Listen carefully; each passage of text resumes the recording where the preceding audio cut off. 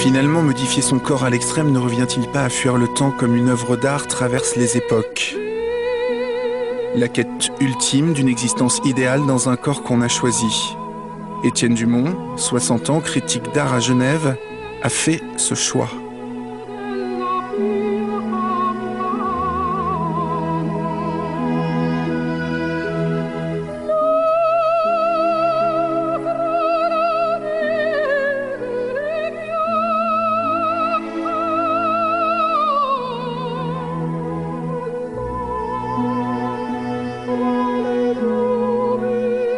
Est-ce que vous avez dû affronter des problèmes physiques parce que j'ai lu que, je sais pas, ça doit pas être facile d'avoir ça là.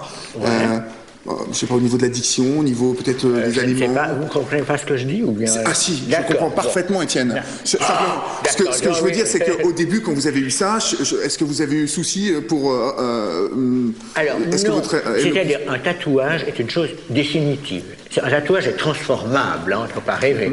Par exemple, là, on est là, je pourrais décider qu'on met une ligne noire là, par exemple, pourquoi pas. Et alors que le labret, puisque ça s'appelle un labret, vous pouvez en tout temps le retirer. Vous l'enlevez, vous utilisez un peu plus petit, hein, au conservatoire dans votre assiette, mais c'est possible. Donc, il y a des choses, donc vous savez à l'avance qu'elles sont définitives, et puis des choses qui sont modifiables, transformables, ou annulables, pour autant que le mot existe.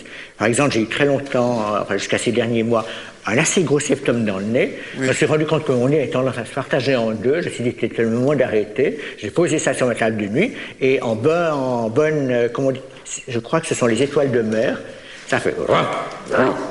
Et ça s'est refermé en 2-3 jours. D'accord. Il y a encore un tout petit trou qui reste. En 2-3 jours. Ouais. Et il en serait de même pour les oreilles et pour... Ça serait un peu plus long, hein, je pense.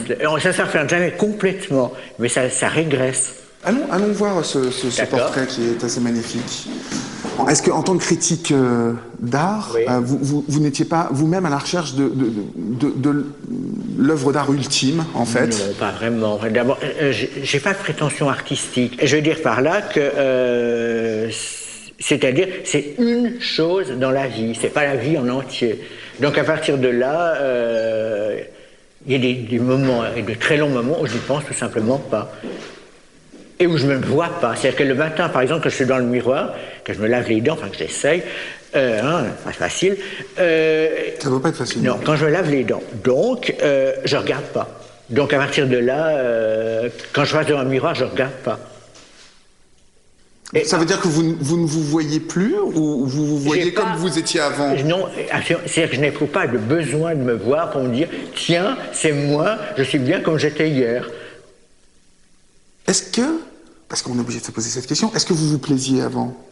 Moyen, enfin, j'entends, j'étais pas un format canon fabuleux, j'avais la même taille, la même dimension sur le plan de la grosseur. Donc vous êtes plus canon aujourd'hui, là, pour le différent, coup. Disons.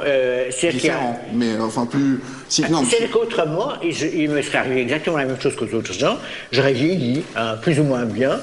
Et vieillir, ça veut quand même dire changer un peu, hein, physiquement. Oui. Et alors, généralement, les gens ne sont pas contents de vieillir. Je pense que vous en connaissez peu qui... Bon.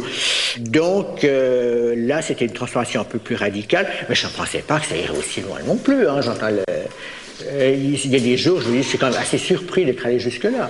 L'idée des petites cornes, par exemple, c'est venu quand? Ouf, quand j'ai vu ça dans une revue américaine. D'accord. Il y a eu une génération, c'est toute petite corne, toute petite vie. Oui. Après ça, il y a eu une deuxième génération, puis une troisième génération, puis une quatrième génération qui s'est plutôt bien passée, avec des cicatrisations longues, mais réussies. Oui. Et la cinquième qui a raté. Vous en avez perdu une des deux? Ouais. On va aller voir une photo. Historique, en quelque sorte. Historique, ouais. Exactement. Alors, qui vous préférez aujourd'hui? Étienne au-dessus ou Étienne en dessous? Alors, tout à fait en dessous, je suis enfant. Oui. Je vais être ma mère, je pense, qui a fait la photo. J'ai pas de très bons souvenirs d'enfance. On l'enlève. Ensuite de ça, là, je dois avoir, je pense, une trentaine d'années. Hein. Non. Alors, à ce moment-là, est-ce que vous aviez... À 30 ans, est-ce que vous avez idée que le Étienne qu'on voit au-dessus existerait. Non. Et il y a des stades intermédiaires que vous ne voyez pas. Hein. Donc il y a un stade, par exemple, où toute cette partie-là est en noir et blanc.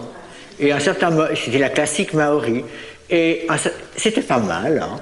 Mais à un certain moment, chaque fois quand j'enlevais ma chemise le soir, je disais, c'est curieux, je suis en noir et blanc en haut et en couleur en bas. Est-ce que c'est supportable très longtemps? Et non, c'était pas supportable. Alors on a décidé de passer au tout couleur et au tout plein. Est-ce que vous avez envie d'inspirer d'autres? Non, pas du tout. On a l'impression que vous vous en foutez complètement, vous avez fait ça pour vous. Bah oui, quand même. Oui, non, mais, voilà. Mais c'est plutôt sain, je me permets de le préciser parce que c'est plutôt sûrement la démarche la plus saine par rapport à ce type de transformation qui, vous en conviendrez, est assez impressionnante. Oui, enfin, et en plus, bon, il y a les photos heureusement qui sortent, c'est comme l'iceberg, vous voyez que la partie émergente.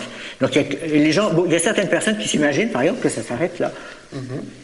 Est-ce qu'il vous arrive de regretter? Quoi? Les cornes,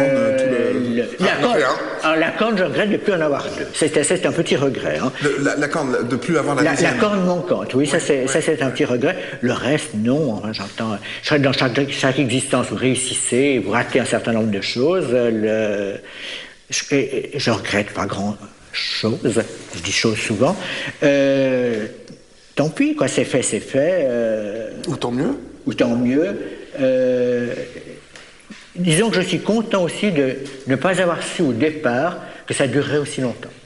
C'est-à-dire qu'on a commencé en 85, la partie sérieuse, hein, et on a terminé en 2005.